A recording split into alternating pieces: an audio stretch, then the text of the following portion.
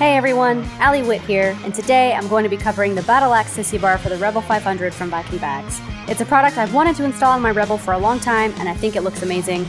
I'm going to cover its install and riding with it so far. Let's get into it.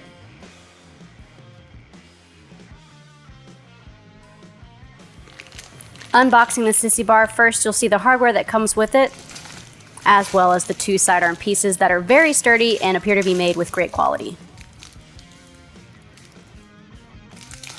Moving on to the Sissy Bar itself, right out of the packaging. First thing I see is the stitching on the back pad. It looks great, it feels great. The pad feels like it would give a lot of support to someone riding passenger, which is awesome. And then the bar itself on the back is also super sturdy, should fit into those sidearms really well. Instructions for the install only had 5 steps, ensuring that this would be a pretty easy thing to do overall. First things first, you have to remove your rear fender bolts on each side. Be careful when removing these, as the Rebel is known for having bolts that can easily strip.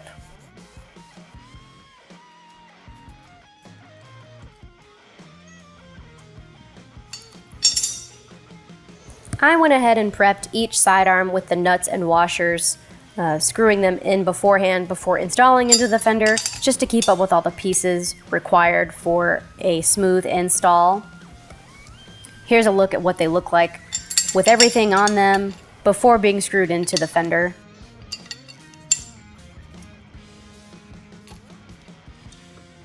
So installing the sidearms into the fender was fairly easy. I won't get too into the nitty-gritty about the details, but after I put both sidearms on and went to install the Sissy Bar itself, I had a lot of trouble getting the Sissy Bar to fit on the sidearms after they're already put on the bike.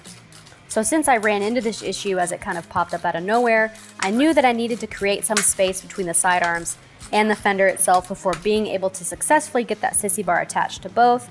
I did have to work around the install guide a little bit to make it work, but I lucked out, as I already had a pair of Vikingbags saddlebags which came with some 8mm washers.